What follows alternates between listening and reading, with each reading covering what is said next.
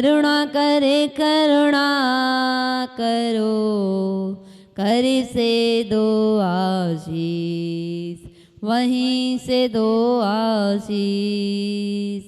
यही प्रार्थना वीर से अनुने से कर जोड़, पग पग पल पल बढ़े चलो मोक्ष महल की ओर, मोक्ष महल की ओर, मोक्ष महल की ओर। बोली देवाई देव 1008 श्री आदिनाथ भगवान की। बोली देवाई देव 1008 मूल नायक अतिशयकारी श्री पार्श्वनाथ भगवान के। बोली देवाई देव 1008 श्री महावीर भगवान के। परम पूज्य आचार्य गुरुवर श्री शांति सागर झाड़ी महाराज के। परम श्रद्धेय आचार्य भगवान श्री 108 विद्यासागर जी मुनिराज के। परम पूज्य आचार्य गुरुवर श्री ज्ञान सागर जी मुनिराज के। परम पूज्य आचार्य गुरुवर श्री गे सागर जी मुनिराज के। मुनि श्री 108 सुधा सागर जी मुनिराज के। मुनि श्री 108 साक्ष सागर जी मुनिराज के। 3 कम 9 करोड़ मुनि महाराजों के। श्री सिद्धचक्र महामंडल विधान के। राहुल विहार आगरा महानगर को ये पहली बार सिद्धचक्र महामंडल विधान कराने का अवसर प्राप्त हो रहा है। नया मंदिर, नई वेदी, नए भगवान, नया जुड़ाव, ये सारी चीज़ें पहली बार आप लोगों को मिल रही है। और इस मंदिर में जब भी कोई दर्शन करता है जिन बिंब के, जिनेंद्र प्रभु के, तो एक अपने आप में यहाँ की जो बरगड़ा है, यहाँ की जो आभा मंडल है, एक अलग ही दिखता है।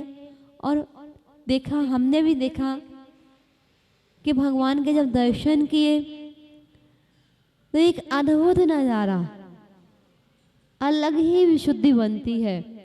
एक छोटा सा विधान का संकल्प लिया था भक्तंबर जी का, और भक्तंबर जी के विधान की रूपरेखा चल रही थी, भक्तंबर जी का विधान हो रहा था। उस भक्तंबर जी के विधान के अंदर छोटा सा भाव रखा कि ये तो नया मंदिर बना है, नया जिनालय बना है, नए भगवान विराजमान हुए हैं, इतने विशाल, और यहाँ पर एक सिद्धचक्र मंडल विधान होना चाहिए। और लोगों की भावनाएं बनी, कुछ धीरे धीरे धीरे धीरे श्रृंखला बढ़ती चली गई, और आज पूरे राहुल विहार में ये माहौल बन गया कि सिद्धचक्र मंडल विधान होने जा रहा है। ये सिद्धचक्र मंडल विधान कोई सामान्य विधान नहीं है। विधानों में विधान सर्वश्रेष्ठ विधान है, और ये विधान सती मैना सुंदरी के द्वारा रचा गया, किया हुआ विधान। उनको धर्म के प्रति अगाध श्रद्धा थी। श्री पाल जी को कुष्ठ रोग हो गया था। उन्होंने कुष्ठ रोग के मिटाने के लिए ये विधान नहीं किया था। वे तो गुरु चरणों में गई, वे तो अपने भाग्य का, मैं तो अपने भाग्य का खाती हूँ, अपनी किस्मत का खाती हूँ, जो मेरी किस्मत में होगा वही मेरा सब कुछ है।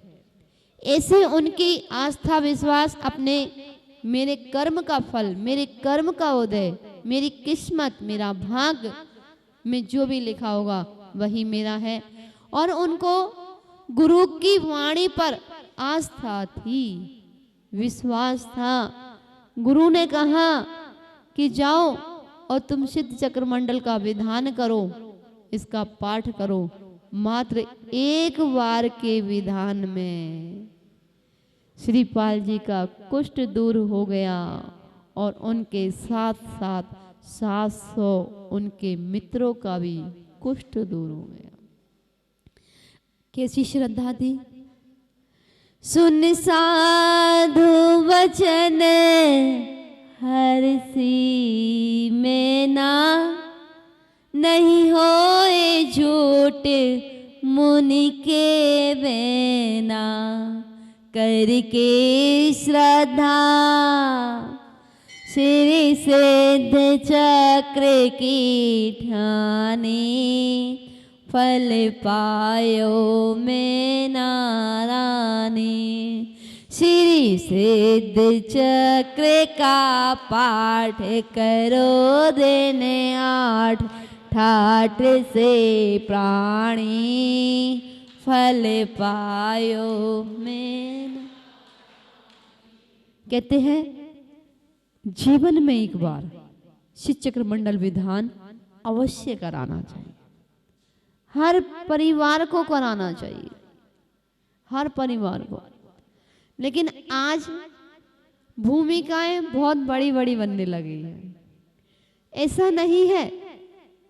श्री चक्र मंडल विधान आप छोटे रूप में भी करा सकते हो, मीडियम रूप में भी करा सकते हो, बड़े रूप में भी करा सकते हो। श्री चक्र मंडल विधान तो श्री चक्र मंडल विधान है, वो तो अपने आप में बड़ा है।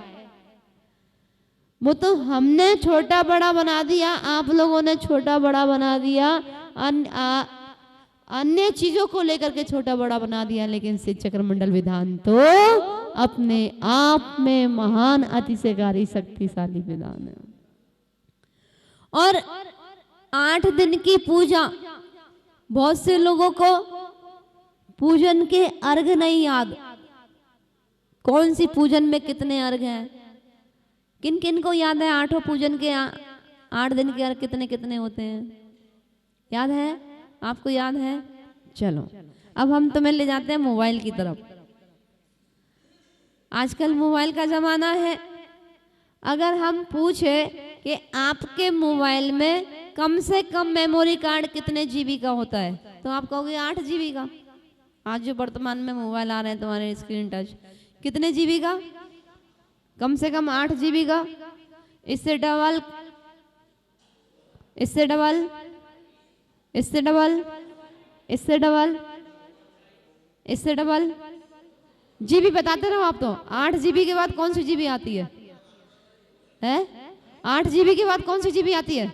16 जीबी। 16 जीबी के बाद 32 जीबी। 32 जीबी के बाद 64 जीबी के बाद 128 जीबी के बाद 256 जीबी के बाद 512 जीबी के बाद 1024। अरे यही तो श्री चक्र मंडल विधान के अर्घ हैं। मेमोरी कार्ड की जीबी तो याद है और श्री चक्र मंडल विधान की पूजन के याद नहीं है। अब तुम्हें कैसे कहा कि कैसे याद करना, तो तुम मोबाइल की जीबी को याद कर लेना, मेमोरी कार्ड की जीबी को याद कर लेना, तो तुम्हें अर्घ याद हो जाएंगे। अब बताओ पहली पूजन में कितने अर्घ? अब तो सबको याद हो गए। पहली पूजन में कितने अर्घ? आवाज नहीं आती, मैं ऊंचा सुनती हूँ। हाँ, पहली पूजन में कितने अर्घ? दूसरी पूजन में आवाज नहीं आई। पहली पूजन में, दूसरी पूजन में, तीसरी पूजन में, चौथी पूजन में, पांचवी पूजन में, छठवीं पूजन में, सातवीं पूजन में और आठवीं पूजन में, सातवीं पूजन में, सातवीं पूजन में और आठवीं पूजन में याद हो गए। देखो मोबाइल से कितनी जल्दी याद हो गए। वैसे याद नहीं हुए और मोबाइल का नाम लेते ही याद हो गए।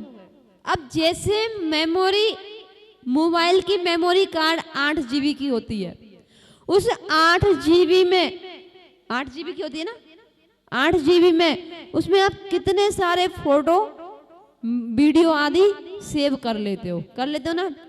ऐसे ही जब आप श्री चक्र मंडल विधान में बैठेंगे तो प्रथम दिन जो 8 अर्घ चढ़ाएंगे वो 8 जीबी की जो प्रथम पूजा है उसमें 8 गुणों के माध्यम से भगवान की गुण की आराधना होती है।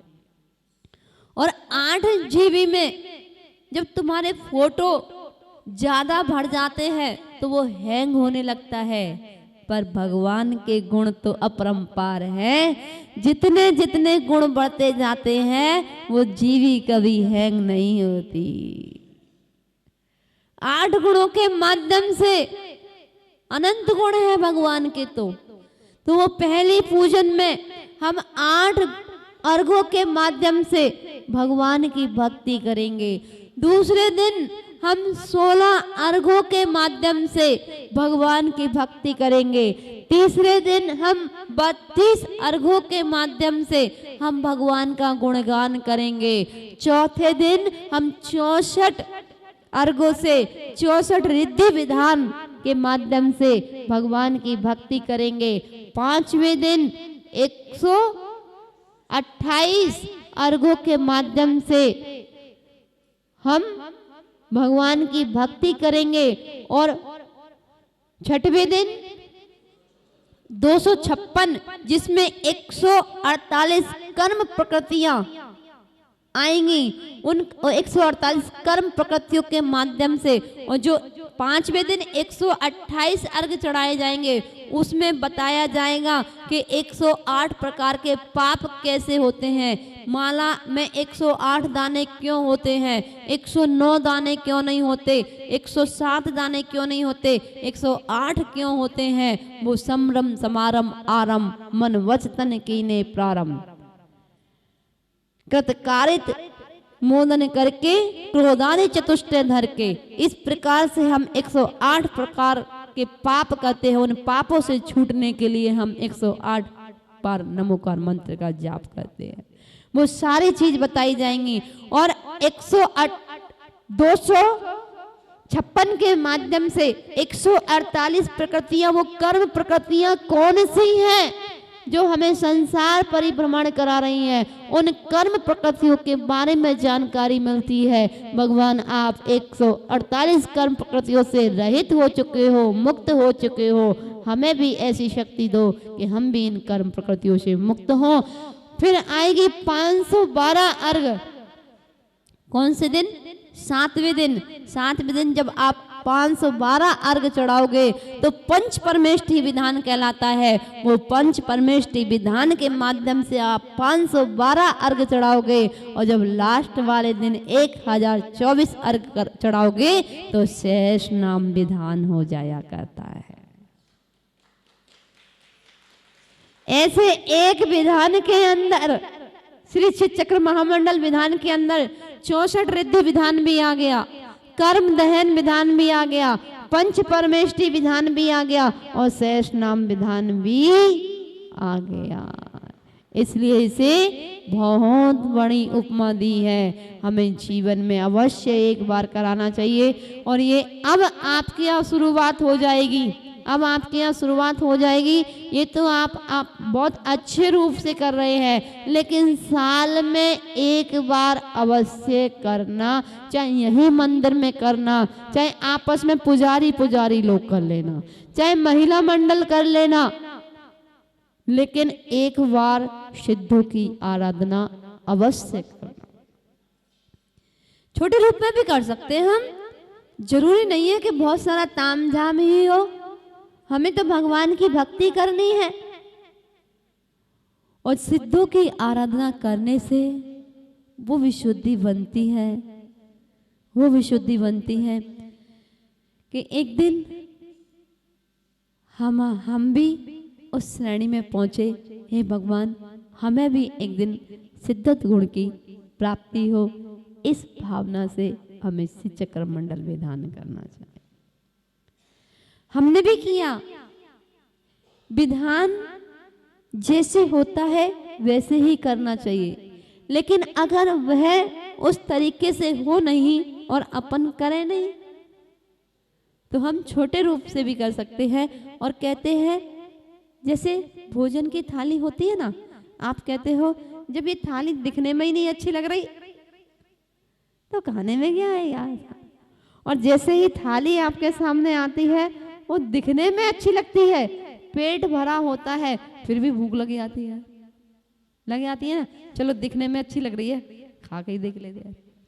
ऐसे जब सुंदर सुंदर सामग्री, जब सुंदर सुंदर सारी चीजें वो याद करो जो इंद्रगण, इंद्र देवेंद्र नंदीश्वर द्वीप में जा करके सुंदर सुंदर आभूषण पहन करके, सुंदर सुंदर वस्त्र पहन करके, सुंदर सुंदर सुसज्जित सामग्री लेकर के और भगवान की पूजा करने जाते हैं। हमें भी वैसे ही करना चाहिए जितनी हम भक्ति के साथ विधान करेंगे। 8 दिन के लिए सब कुछ छोड़ देना। अगर कुछ कुछ छोड़ोगे तो कुछ कुछ प्राप्त करोगे। अगर बहुत कुछ छोड़ोगे तो बहुत कुछ प्राप्त करोगे, और सब कुछ छोड़ दोगे तो सब कुछ प्राप्त कर लोगे। आपके ऊपर डिपेंड करता है। तो 8 दिन तो मन से अपने को पूजन करनी है, मन से, वचन से, काय से, अपने भावों को एकत्रित करके, और अड़ोसियों को, पड़ोसियों को, रिश्तेदारों को, आजू बाजू की सहेलियों को, सबको इनवाइट करना कि हम पहली बार इस राहुल विहार महानगर आगरा में विधान करने जा रहे हैं। हम सबका आप सब साथ दें और भगवान की भक्ति में आप भी आनंद लें और हम भी आनंद लेंगे। और वो मैना सुंदरी के बारे में, पूरी मैना सुंदरी की कथा, कैसे कैसे वो मैना सुंदरी ने अपने जीवन में क्या क्या कष्ट नहीं देखे, लेकिन कष्टों को कष्ट ना मानते हुए प्रभु की भक्ति में लीन होती रही।